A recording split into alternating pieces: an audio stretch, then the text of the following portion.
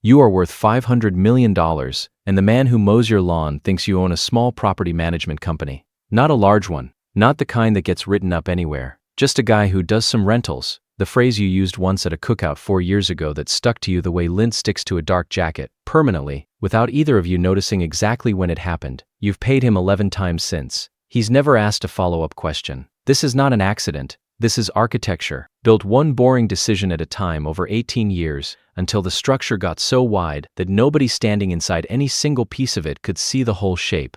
It starts with a single LLC and a phone call you almost didn't make. You were 24, sitting on $40,000 from a signing bonus at your first real job, unsure what to do with it beyond letting it sit in a savings account earning nothing. A coworker mentioned, offhand, that his uncle bought small commercial buildings and never seemed to work particularly hard. You called a commercial real estate broker your coworker's uncle had used, a man named Whitfield, mostly out of curiosity, mostly expecting to be told you didn't have enough money to matter. Instead, Whitfield spent 40 minutes on the phone explaining a small strip retail building, 3 tenants, $310,000 asking price, seller financing available because the owner was retiring and didn't want the hassle of a bank underwriting process. You put $40,000 down. You formed an LLC to hold it, $70 to file, because a form online told you to, not because anyone explained why yet. You didn't think about the LLC again for almost 2 years. That's the entire beginning. Not a 5-year plan, not a vision board, a cold call to a broker and a form filed online because a website suggested it.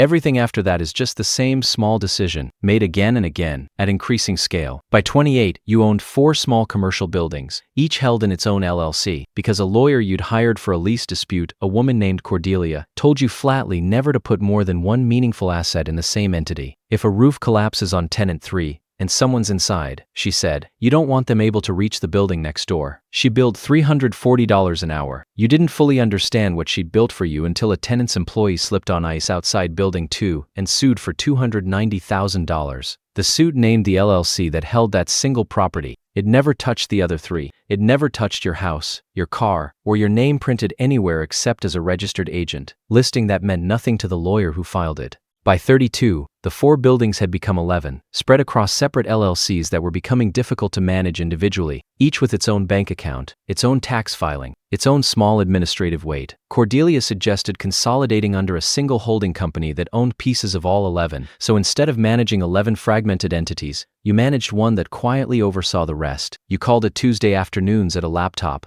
Cordelia called it building the tree. Somewhere in that stretch, you stopped opening bank accounts yourself entirely. A business banker named Pharaoh, who'd handled your accounts for years, could open new accounts for new LLCs without you ever walking into a branch.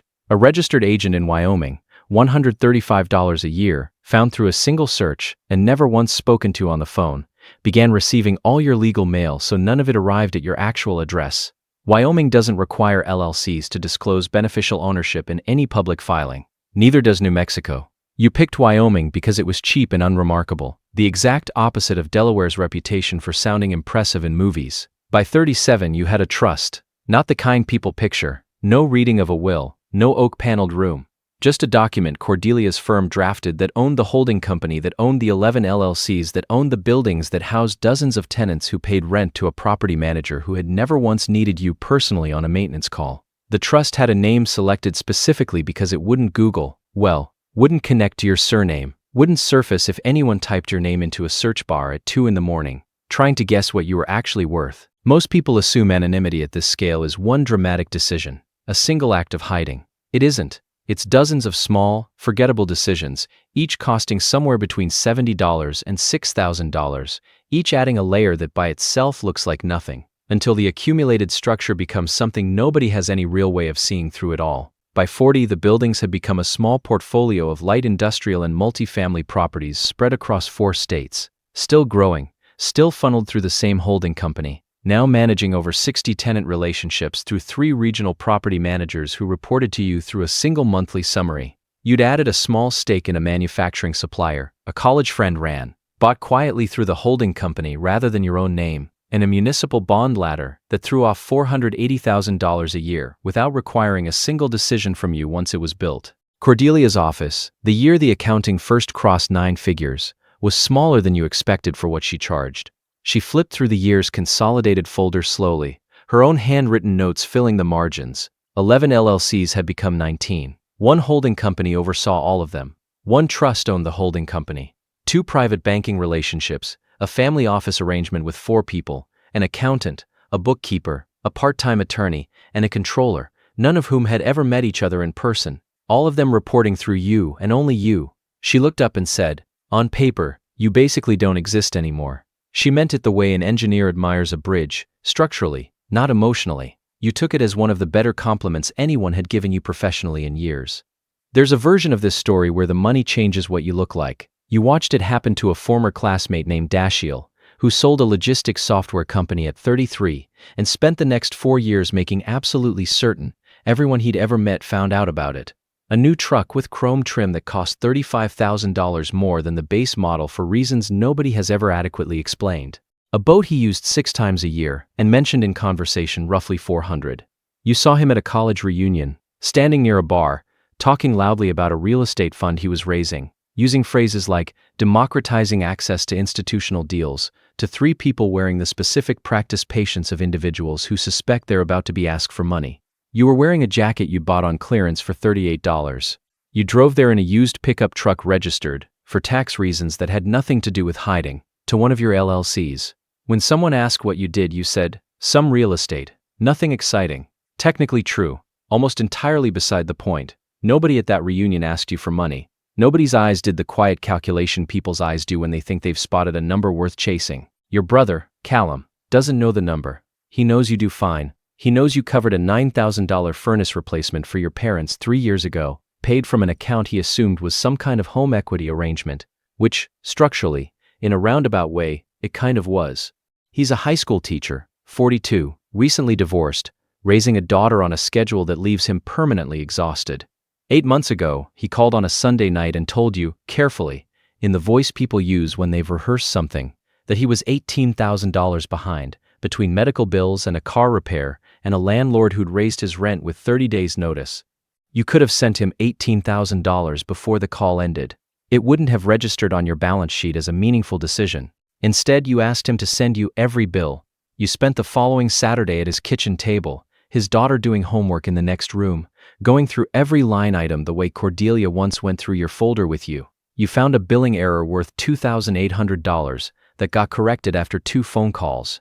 You found a payment plan nobody had mentioned to him. You helped him draft a letter to the landlord citing a local ordinance about notice periods. By the end, the real gap was closer to $6,500, which you covered from a personal account, framed as a loan you never intended to collect, though you never said that part out loud. You didn't tell him about the trust, the 19 LLCs, the registered agent who's never once heard your voice. Some of that is protection.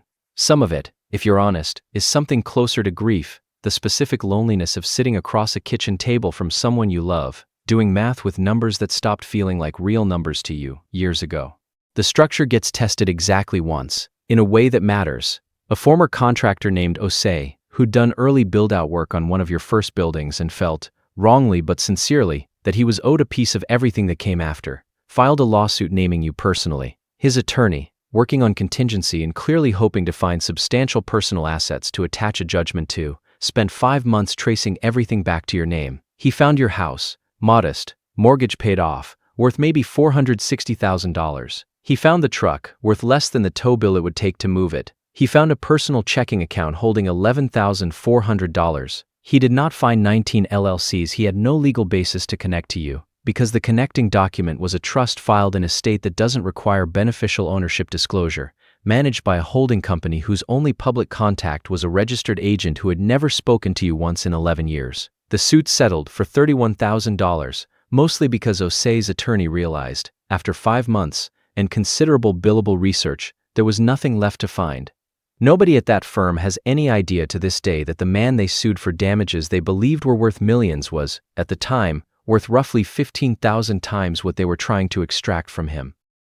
The number arrives the way these numbers always seem to, quietly, inconveniently. You're standing in a hardware store holding a half-inch compression fitting because one of the multifamily units has a slow leak and the property manager texted a photo an hour earlier asking which part to grab. Your phone buzzes with an email from your accountant. Subject line: Q2 consolidated summary.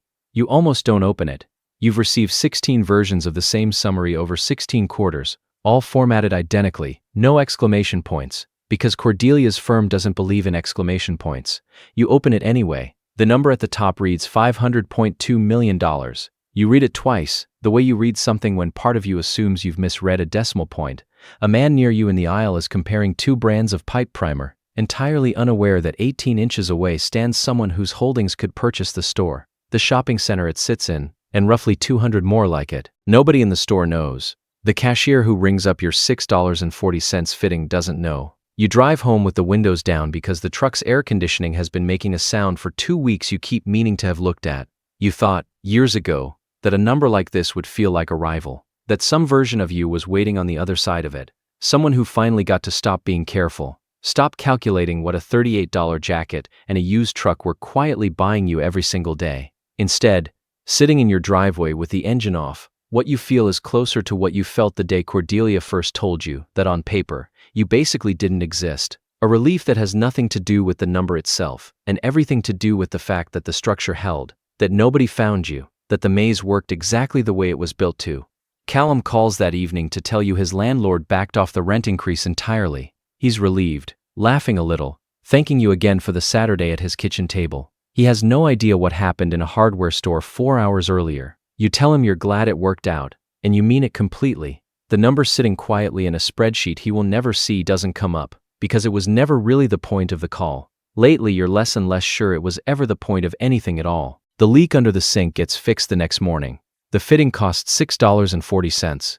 19 LLCs keep collecting rent from tenants who will never know your name. A registered agent in Wyoming keeps receiving mail addressed to entities he's never once had to explain to anyone. And somewhere in a spreadsheet, a number keeps compounding quietly, without ceremony, exactly the way it was built to, for a person who, in the ways that matter most, arranged to barely exist at all.